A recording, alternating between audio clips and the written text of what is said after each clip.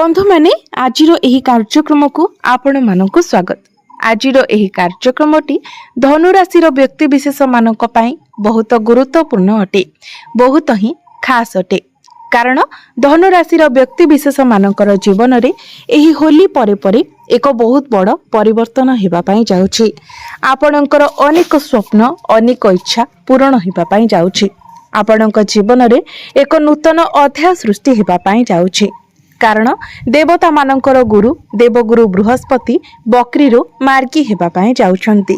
तेबे बंधु माने आपणक जीवन रे कौन सबु परिवर्तन हेबाकु जाउछि, आपणकर केउ सबु इच्छा गुड़िक पूर्ण हेबाकु जाउछि, आपणक जीवन रे केउ सबु बड़ घटना घटिबाकु जाउछि, से विषय जानिबा पई आपण माने भिडियोटी को स्किप न करी शेष पर्यंत निश्चय देखंतु एवं भिडियोटी को लाइक करी चैनलटी को सब्सक्राइब करी दियंतु। कमेंट बॉक्स रे भक्ति एवं श्रद्धार सहित जय श्री जगन्नाथ जय माँ लक्ष्मी निश्चय लिखंतु। तो बंधु माने आसंतु आरंभ करिबा आजिरो एही कार्यक्रम को, जहा आपणकर जन्म राशि तथा चंद्र राशि उपरे आधारित अटे। तो बंधु माने आपणकर हेउछि धनु राशि एवं धनु राशि राशाधिपति हेउछंती देवगुरु बृहस्पति। तो बंधु माने चलित वर्षटी हेउछि सूर्यंकर वर्ष। सूर्य हेउछंती आपणक भाग्य भावर अधिपति। तो बंधु माने आपणक पई बड़ परिवर्तन हेउछि 11 मार्च को गुरु बकरीरू मार्गी हेबा पई जाउछंती। केवल सेतिकी नुहे, जून मासरे गुरु उच्चस्थ मते होई जिबे।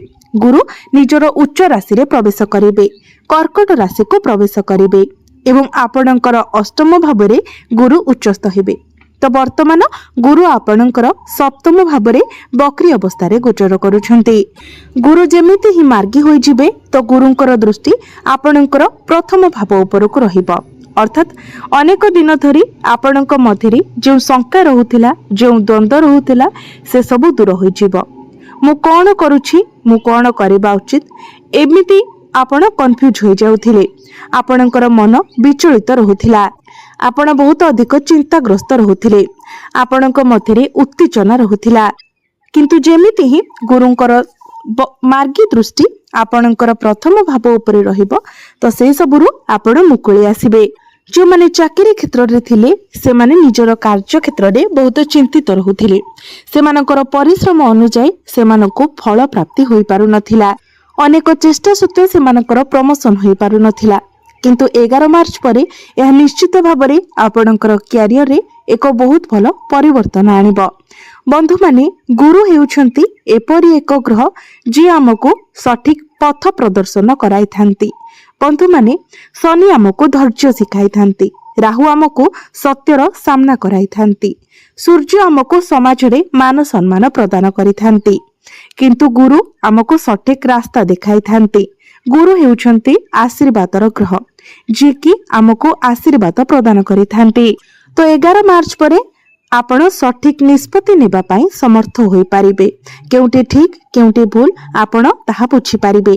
जेतेबेले गुरु आपणकर अष्टम भावरे उच्चस्थ होई जिबे सेतेबेले आपण प्रकृत आनंद अनुभव करिबे।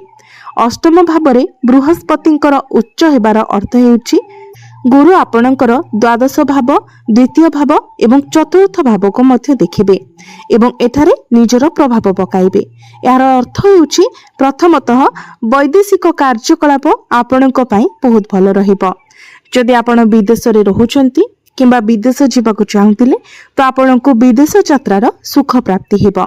आपण जदि विदेश रे रही कोनोसी काम कार्य करूचंती तो ताहा आपणक पई लाभप्रद साब्यस्त हेबो। कोनोसी एमएमसी रे जदि आपण कार्य करूचंती तो सेठारे आपण एक सकारात्मक परिवर्तन देखिबाकू पाइबे। किंबा एमएमसी रो आपणको जॉब ऑफर मध्य आसी पारे किंबा आपणकर पदोन्नति मध्य होई पारे। जून रु अक्टोबर मास किंबा नवेम्बर पूर्वरु गुरुंकर दृष्टि जेतेबेले आपणकर द्वादश भाव उपरे रहिबो तो एही समय मध्यरे आपणकर खर्च मध्य टिके बढ़ी जिवो।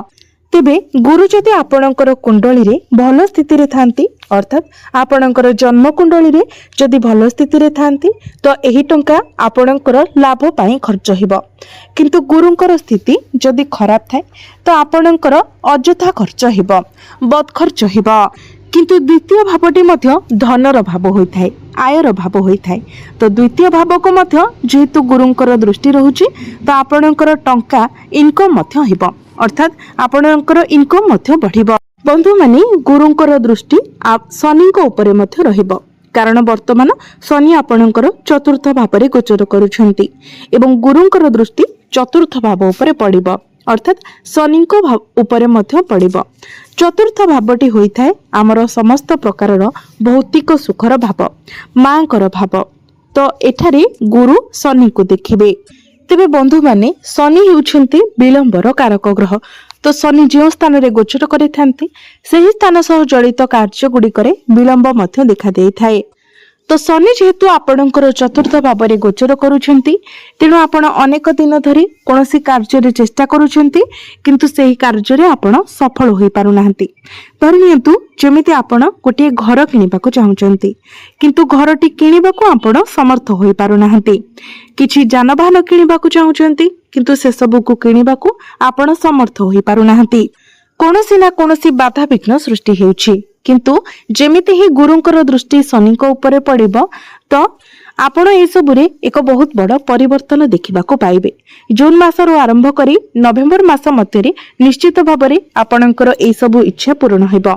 एही समय मध्य आपण कोनोसी प्रॉपर्टी रे डील करि पारंती, कोनोसी इलेक्ट्रॉनिक जिनिस किनि पारंती, कोनोसी जानबाहन किनि पारंती किंबा नूतन जमी भूमि इत्यादि किनि पारंती, नूतन गृह इत्यादि किणा किणी करि पारंती किंबा निर्माण करि पारंती। एवं गुरु जेमिति ही आपणकर अष्टम भाव रे प्रवेश करिवे तो जदि आपण रिसर्च लाइन रे काम करूछंती, कोनोसी क्षेत्र रे आपण गवेषणा करूछंती, किछि गुप्त ज्ञान अध्ययन करूछंती तो ए सब रे आपणको सफलता मिलिबो। जदि आपण लीडरशिप रो काम करूछंती, कम्युनिकेशन लाइन रे अछंती, काउंसलिंग रे अछंती, टीचरशिप करूछंती, अन्य को बुझाइबा भली किछि कार्य करूछंती तो ए सब रे आपणको बहुत अधिक सफलता मिलिबो। आपणको मध्यरे ज्ञान बढ़िबो, बुद्धिमत्ता बढ़िबो, मैच्योरिटी लेवल बढ़िबो। निश्चित भाव में आपण बहुत अधिक उन्नति एवं प्रगति करबाकू जाउछंती। तेबे बंधु माने आपण माने मन रखिबा उचित जे वर्तमान आपणकर शनि अढ़ई चलीछि, कारण आमण कुंडली रे जेतेबेले शनि चतुर्थ भाव रे किंबा अष्टम भाव रे गोचर करिथांती तो सेतेबेले आमर शनि अढ़ई चली थाए। तेबे शनि वर्तमान आपणकर चतुर्थ भाव रे गोचर करूछंती जहा फल रे आपणकर शनि अढ़ई चलुछि एवं सेथि पई ही चतुर्थ भाव सह जड़ित कार्य गुडी करे आपणको विलंब हेउछि। सेही जिनिस गुडिक पाइबा पई आपणको अनेक संघर्ष करबाको पडुछि। बंधु माने जो व्यक्ति काहाको सम्मान करे नाही, जे निजर कर्म को बुझे नाही, जे निजर दायित्व को बुझे नाही, निजर कार्यर पथ को बुझे नाही, जे धर्म को बुझे नाही, से शनि 7.5 समय समस्यार सम्मुखीन हुए। विशेषकर पेट संबंधी, गोड़ संबंधी विच्छेद एवं पारिवारिक अशांति ए सबुरे से घांटी होई थाए एवं ए सबु सेतेबेले घटे जेतेबेले आपण निजको बुझी पारंती नाही, निज उपरे विश्वास करंती नाही, निजर कार्य को अणदेखा करंती एवं अन्य मानकु अत्याचार करंती, सेतेबेले ही एही समस्या गुडिक सृष्टि हुए। नचेत ए सबु केबे भी आपणक जीवन रे घटे नाही।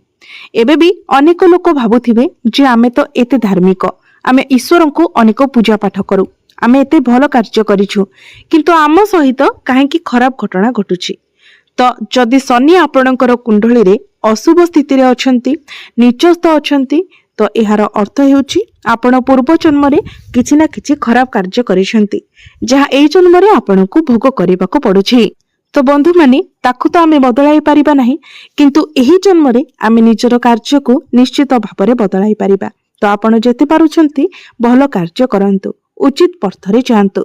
शनिक ढेयारे मध्य आपणकर कोनोसी क्षति हेबे नाही। शनि आपणको आशीर्वाद प्रदान करिवे। बंधु माने शनि आपणको संघर्ष सिखाई थांती, प्रयास करिबा सिखाई थांती, आपणको जीवनर प्रकृत सत्य कोन ताहा जणाई थांती। तेबे बंधु माने गुरु जेमिति ही आपणकर चतुर्थ भाव को देखिबे तो ए सबुरे मध्य आपण एक सकारात्मक परिवर्तन देखिबाको पाइबे।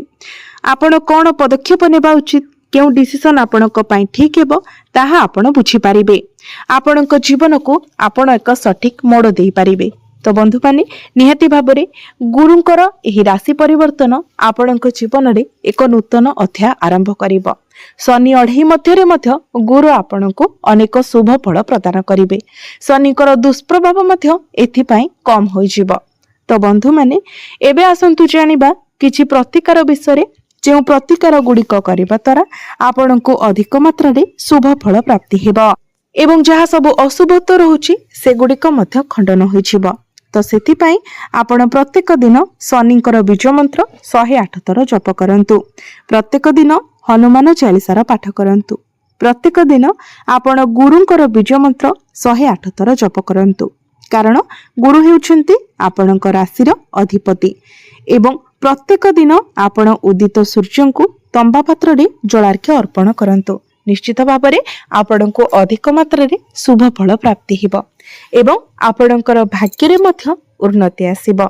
तो बंधु माने आपणकर जीवन मंगलमय हेउ एहा ही ईश्वरक निकट रे मोर प्रार्थना। धन्यवाद।